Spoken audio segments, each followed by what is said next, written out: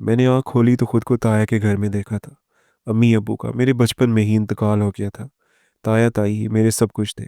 मैं तो उन लोगों को अपना सब कुछ मानती थी, मगर उन लोगों के नज़दीक मेरी हैसियत नौकर से भी कम दर्जे की थी। जब मैंने होश सँभाला तो छोटी उम्र में ही ताई ने मुझे ये बावर करवाना शुरू कर दिया कि मेरी औकात उन लोगों के मुकाबले में सिफ़र है। वो इस घर की मालिक है और मैं उनकी नौकरानी हूँ। एक यतीम लड़की जिस पर उन्होंने तरस खाकर अपने घर में रखा, उस पर रहम किया और बदले में मुझे सारी ज़िंदगी उनकी खिदमत करनी चाहिए। यही सबक मैंने भी अपने ज़हन में बिठा लिया था। मुझे वो मुश्किल मैट्रिक तक पढ़ने की ही इजाज़त मिली थी। अगर सच कहूँ तो इससे आगे पढ़ने की मुझ में हिम्मत भी नहीं थी। मेरा शौक भी नहीं था, बल्कि मेरे तो सारे शौक ही ख़त्म हो गए थे। मुझे भी अच्छा पहनने, ओढ़ने का, सजने-संवरने का शौक था। जब ताई की बेटियों को चमकदार और उम्दा लिबास में देखती, तो मेरे दिल में भी ख्वाहिश पैदा होती कि मैं भी ये सब पहनूं, मगर हमेशा मेरे हिस्से में उनकी उतरन आती थी। जिन कपड़ों से उनका दिल अचाट हो जाता, वो कपड़े मुझे इनायत कर दिए जाते।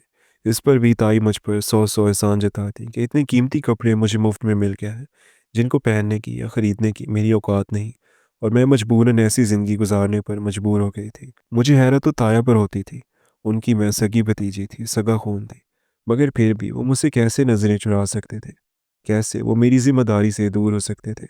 उन्होंने एक बार भी मुझसे मेरी किसी ख्वाहिश के बारे में सवाल नहीं किया, न मुझसे कभी मेरी ज़रूरत के बारे में पूछा।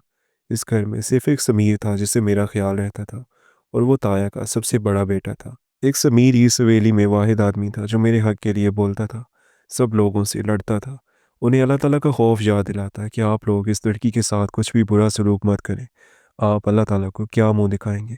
एक यतीम और बेसहारा लड़की के साथ आपने ऐसा बर्ताव किया, उसका ये कहना ही क़यामत हो जाती। ताई उसके साथ-साथ मुझ पर भी इल्ज़ामात लगाती कि मैं उनके बेटे पर डोरे डालती हूँ।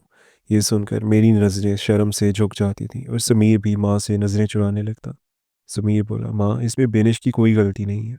आप बेनिश को कुछ मत कहा करें। इसे सारे मामले में मत घसीटें। मगर ताई जब तक मेरी माँ और मेरे ननिहाल वालों को बद्दुआएँ और गालियाँ ना दे देती, उन्हें सुकून नहीं आता था। मैंने बातों-बातों में एक बार ताया से अपने ननिहाल के बारे में पूछा, तो उन्होंने मुझे बताया कि मेरे ननिहाल में कोई भी नहीं है। माँ अकलौती थी और नाना-नानी उनकी शादी के कुछ अरसे बाद फौत हो गए थे। अब्बू ने मुकम्मल तौर पर ताया पर ज़ोर दिया कि मुझे अपनी पढ़ाई जारी रखनी चाहिए। अब मैं उसे क्या बताती कि सुबह उठते ही घर के काम-काज मुझे करने पड़ते थे, और फिर रात गहर तक जाकर बिस्तर पर लेटने की इजाज़त मिलती है। ऐसे में पढ़ाई का शौक कैसे पालती? बहुत साल गुज़र चुके थे। अब समीर भी ताया के बिज़नेस में उनका हाथ बटाने लगा था, और अब ताई अम्मा समीर के साथ-साथ अपनी बेटियों की भी शादी के ख्वाब देख रही थी।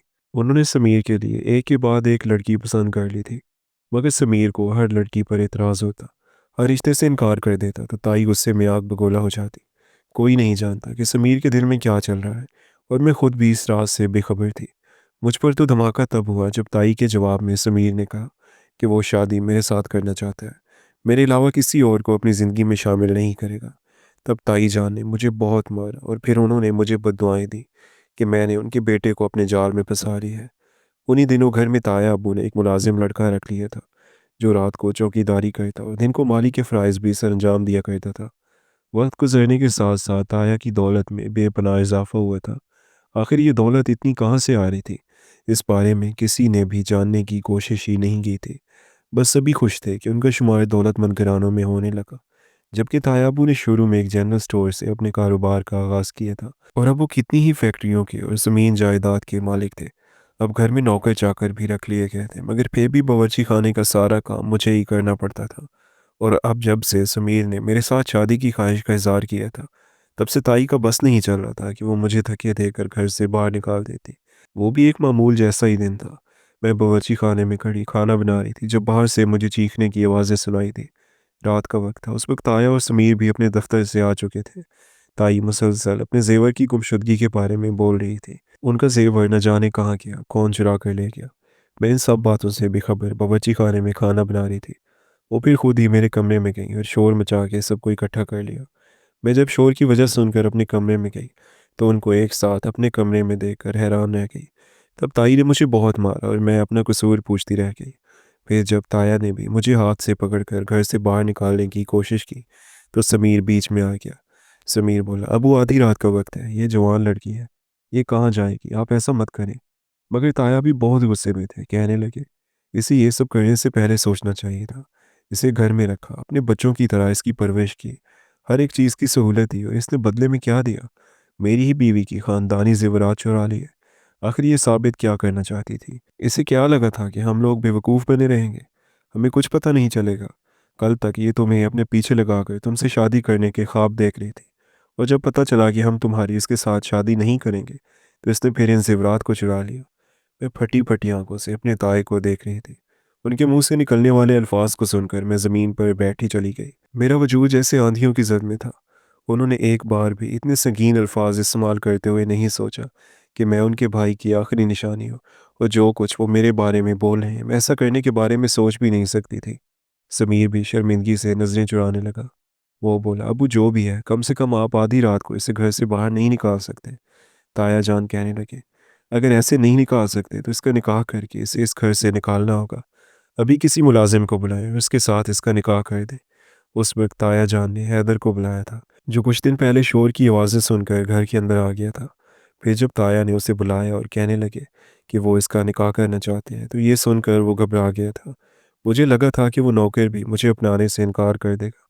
मेरे अपने मुझ पर इतने घिनौने इल्ज़ामात लगा रहे थे, तो ऐसे में वो गैर होकर मुझे कैसे इज़्ज़त देता, कैसे मुझ पर एतबार करता, कैसे मुझे अपनाता। मगर उसके मुँह से निकलने वाले लफ्ज़ों ने तो मुझे हैरान कर दिया। वो कहने लगा, मैं अभी निकाह का इंतज़ाम करता हूँ, निकाह खां को बुला लाता हूँ। थोड़ी देर के बाद वो निकाह खां को बुला कर आया और फिर हम दोनों का निकाह हो गया।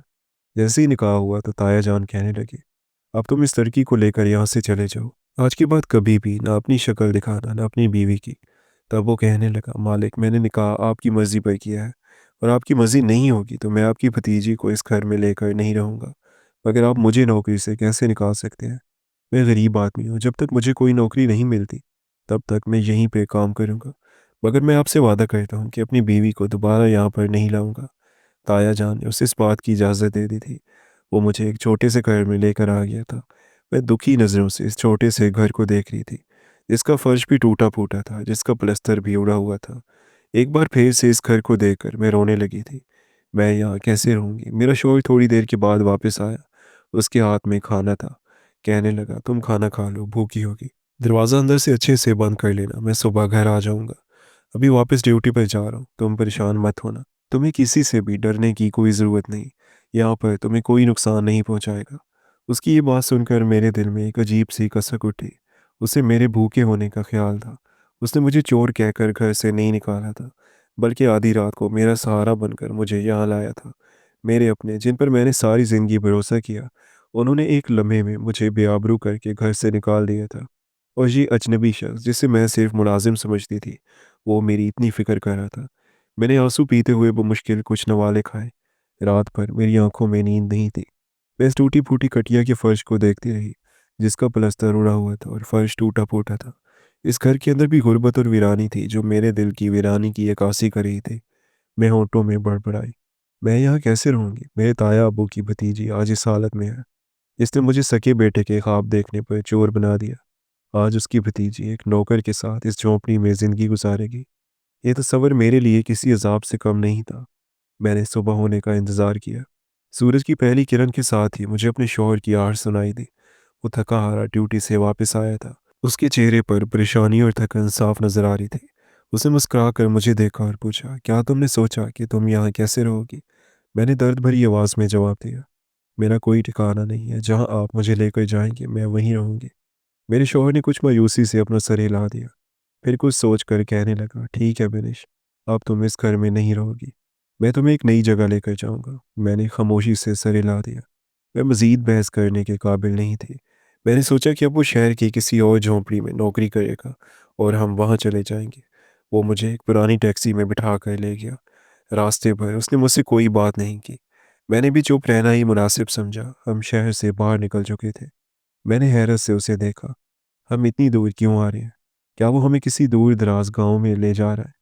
मैं अभी ये सवाल सोच ही रही थी कि हमारी टैक्सी एक आलीशान गेट के सामने रुकी। सामने सफ़ेद रंग का एक बहुत बड़ा घर था, जो किसी महल से कम नहीं लगता था। उसके चारों तरफ खूबसूरत बाग था और गेट पर सिक्योरिटी गार्ड खड़े थे। मैंने हैरानी से पूछा, ये किसका घर है? क्या हम यहाँ नौकरी करने आए हैं? मेरे शौहर ने गेट पर इशारा किया और गार्ड ने हमें सलामी दी। टैक्सी अंदर दाखिल हुई और वसील लान में आकर रुक गई। वो मुस्कुराया और कहा, नौकरी नहीं बेनिश। फिर वो खुद आगे बढ़ा और एक बड़े से दरवाजे की तरफ इशारा किया और कहा, चलो अंदर चलते हैं। मैं हक्का बक्का उससे देखती रही। मेरे कदम भारी हो गए थे। क्या कोई नौकर अपने मालिक के घर में इस तरह बिला इजाज़त दाखिल हो सकता है, वो भी इतनी आसानी से? मैंने हिम्मत करके पूछा, हैदर तुम क्या छुपा रहे हो? क्या ये तुम्हारे किसी मालिक का घर है? क्या हम यहाँ काम करेंगे? उसने प्यार से मेरा हाथ पकड़ा और अंदर ले गया। अंदर का नज़ारा बाहर से भी ज़्यादा हैरानकुन था। चांदी सोने के बर्तन, महंगे पर्दे, आराइशी सामान और बड़ी बड़ी पेंटिंग्स। ये इमारत का एक ऐसा शानदार मंजर था जो मैंने सिर्फ ताई की कहानियों में सुना था। वो मुझे एक सजे हुए कमरे में ले गया और कहा, आराम से बैठो बेटे, ये हमारा घर है। मेरे कानों ने जो सुना उस पर मेरे दिमाग ने यकीन करने से इनकार कर दिया। मैंने उठकर ज़ोर से कहा, ये तुम क्या कह रहे हो हैदर? हमारा घर? तुम्हारा घर? तुम तो मुलाजिम थे। वहाँ ताया जान के घर में चौकीदारी करते थे। तुम्हारे पास ये महल कैसे हो सकता है? क्या तुमने ये चोरी किया है? मेरे अल्फाज में खौफ, हैरत और तकलीफ थी। मेरे ताया ने मुझे चोर बनाया और अब मेरा शौहर भी चोर। उसने मुझे नरम लहजे में समझाया, नहीं बिनिश, मैं चोर नहीं हूँ। तुम बैठो, मुझे तुम्हें कुछ बताना है, कुछ बहुत अहम। उसकी आंखों में खास चमक थी जो इस वक्त चौकीदार हैदर की आंखों में कभी नहीं थी। मैं मजबूरन बैठ गई। वो मेरी तरफ मुड़ा और गहरी सांस लेकर बोला, मैं कोई चौकीदार नहीं हूँ। मेरा नाम हैदर ज़रूर है, लेकिन मैं ताया जान के घर में काम नहीं करता था। मैं एक बहुत बड़ी कंपनी का मालिक हूँ। ये सुनकर मेरे होश उड़ गए। मैंने कहा, ये तुम कैसे कह सकते हो? मैंने तुम्हें देखा है। वो पुराने कपड़े, वो झोंपड़ी, सब झूठ था क्या?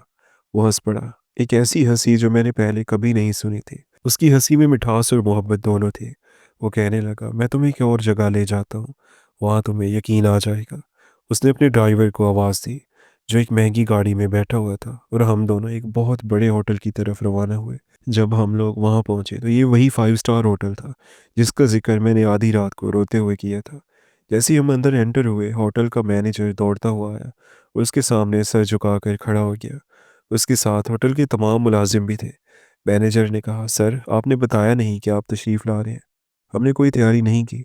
मेरे शौहर ने सर झुकाने वाले मुलाजमों को इशारा करते हुए मैनेजर से पूछा, ये होटल किसका है? मैनेजर ने फौरन जवाब दिया, आपका है सर, आप ही तो इसके मालिक हैं। मैं आवाज़ नहीं निकाल सकी। मेरे सामने हकीकत थी और मेरे जहन में अंधेरा। ये होटल का मालिक और वो झोंपड़ी और मेरे घर में चौकीदारी। उसने मेरा हाथ थामा और हम वापस इस महल में आ गए। अब मैंने अपना पहला सवाल पूछा, हैदर ये कैसे हो सकता है? अगर तुम्हारे पास इतना सब कुछ था तो तुम ताया के घर में चौकीदारी क्यों कर रहे थे, वो भी इस हाल में? और मुझसे शादी क्यों की? वो आराम से सोफे पर बैठ गया और मुझे भी अपने पास बिठाया। उसने मेरे हाथों को अपने हाथों में लिया और गर्म जोशी से कहा, मैं तुम्हें ज़रूर बताऊंगा, लेकिन एक वादा करो, जो मैं बताऊंगा उस पर यकीन करोगी और सब्र से काम लोगे। मैंने आहिस्तगी से कहा, ठीक है। हैदर ने आंखें बंद की और फिर गहरा सांस लेकर बोला, तुम्हारे ताया बाहर से जितने शरीफ और कामयाब दिखाई देते हैं, वो अंदर से इतने ही जराइम पेशा है। वो सालों से गलत काम कर रहे थे। उसके अल्फाज मेरे कानों में सीसा बनकर उतरे। असल में मेरी कंपनी एक इंटरनेशनल इन्वेस्टिगेशन एजेंसी को माली इमदाद फराहम करती है। हमें खबर मिली थी कि तुम्हारे ताया किसी बड़ी साजिश में मुलविस है, जैसे कि गैर कानूनी कारोबार और बड़े पैमाने पर टैक्स चोरी। ये एक बहुत बड़ा माफिया नेटवर्क था और तुम्हारे ताया इसका एक अहम हिस्सा थे। हमारी टीम को इनके खिलाफ सबूत इकट्ठा करने थे, लेकिन आम तरीके से उनके करीब जाना नामुमकिन था। उनकी सिक्योरिटी बहुत सख्त थी। सिर्फ एक ही रास्ता था, उनके घर में दाखिल होना, रूप बदल कर। मैंने अपनी असली शनाख्त छुपाकर एक गरीब और कम तालीम याफ्ता चौकीदार का किरदार अदा किया। मुझे यकीन था कि चौकीदार की हैसियत से मैं उनके राज़ों तक आसानी से पहुंच सकूंगा, और मैंने ऐसा ही किया। मैंने महीनों तक उनकी हरकत पर नज़र रखी, उनकी खुफिया दस्तावेज़ात की नकलें बनाई, उनके फ़ोन कॉल्स और मुलाकातों के सबूत इकट्ठे किए। वो महल में बैठकर काले धंधे चला रहे थे और तुम लोग उनके जुल्म का शिकार हो रहे थे। मेरे ताया, जिन्हें मैंने बचपन से अपना मुहाफिज समझा, वो एक माफिया नेटवर्क का हिस्सा। ये सच मेरे लिए किसी सदमे से कम नहीं था। मेरी आंखों से आंसू बहने लगे। हैदर ने मेरे आंसू पूछे और आहिस्तगी से बोला, मैं जानता हूँ कि तुम्हें बहुत दुख हुआ होगा। मुझे भी तुम्हारी तकलीफ का एहसास है। अच्छी खबर यह है कि हमने तमाम सबूत इकट्ठे कर लिए थे। गुज़िश्ता रात जब तुम्हें घर से निकाल कर मैं ड्यूटी पर वापस जाने का कहकर निकला था, मैं असल में पुलिस के आला अफसरान से मुलाकात करने गया था। मैंने तमाम सबूत उनके हवाले कर दिए हैं। वो जेल में है और बहुत जल्द सारे मुजरिम अपने अंजाम को पहुंचेंगे। तुम्हारे ताया अब दोबारा किसी पर जुल्म नहीं कर सकेंगे। ये सुनकर मुझे सख्त दुख और राहत का मिला-जुला एहसास हुआ। सदमा इस बात का था कि ताया ने ऐसा किया और सुकून इस बात का कि उनका ज़ुल्म अब हमेशा के लिए ख़त्म हो चुका है। मैंने इससे सबसे आम सवाल पूछा, जिसके जवाब ने मेरी पूरी ज़िंदगी बदल दी थी। हैदर, ये सब तो ठीक है, लेकिन तुमने मुझसे शादी क्यों की? ये निकाह तो ताया के कहने पर हुआ था, मुझ पर लगाए गए झूठे इल्ज़ामात की वजह से। अब जबकि तुम्हारा काम हो गया है, अब तुम क्या करोगे? क्या तुम मुझे छोड़ दोगे? मेरे अल्फाज में खौफ और इल्तिजा थी। मैं एक और सदमा बर्दाश्त नहीं कर सकती थी। हैदर ने मेरे हाथ मजबूती से थाम लिए, मेरी आंखों में देखा। उसकी आवाज़ में सच्चाई और गहरा प्यार था। मैं तुम्हें हमेशा से पसंद करता था बिनिश। उसकी बात सुनकर मेरा दिल एकदम से धड़कने लगा। इस दिन मैं पहली बार तुम्हारे घर में चौकीदार बनकर दाखिल हुआ था। मैंने तुम्हें पहली ही नज़र में देख लिया था। मैंने तुम्हारी सादगी, तुम्हारी खूबसूरती और तुम्हारी आंखों में छुपी हुई तकलीफ़ देखी। मैं देखता था कि किस तरह ताई और उनकी बेटियां तुम पर जुल्म करती थी, किस तरह वो तुम्हें नौकरानी की तरह रखती। जब भी वो तुम पे चीखती थी, मेरे दिल में शदीद गुस्सा आता। मैं एक बार तुम्हारे हक के लिए बोलना चाहता था, लेकिन अगर मैं ऐसा करता तो मेरा असली मकसद फौत हो जाता। मुझे हमेशा तुम्हारे भाई समीर के अल्फाज याद रहते थे, जब वो तुम्हारे लिए लड़ता था। उससे मुझे ये उम्मीद थी कि तुम्हारी ज़िंदगी में कोई तो है जो तुम्हारे लिए खड़ा होता है। जब समीर ने तुम्हारे साथ शादी का ऐलान किया, मुझे बहुत तकलीफ़ हुई। मैंने सोचा कि मेरी मोहब्बत कभी पूरी नहीं होगी, लेकिन जब ताई ने तुम पर चोरी का झूठा इल्ज़ाम लगाया और ताया ने हम दोनों को निकाह का हुक्म दिया, मैंने इस मौका को हाथ से जाने नहीं दिया। मैं जानता था कि ये मेरे लिए तुम्हारे साथ रहने का वाहिद रास्ता है। मैंने ताया के हुक्म पर शादी नहीं की बिनिश। मैंने तुमसे शादी की है क्योंकि मैं तुम्हें चाहता था और हमेशा चाहता रहूँगा। ये निकाह कोई साजिश नहीं था, ये मेरी मोहब्बत का इतराफ़ था। मैं तुम्हें कभी नहीं छोड़ूंगा। तुम मेरी बीवी हो और तुम इस महल की मालकिन हो। उसकी सच्चाई, उसकी मोहब्बत और उसकी असलियत जानकर मेरे दिल से एक बहुत बड़ा बोझ उतर गया।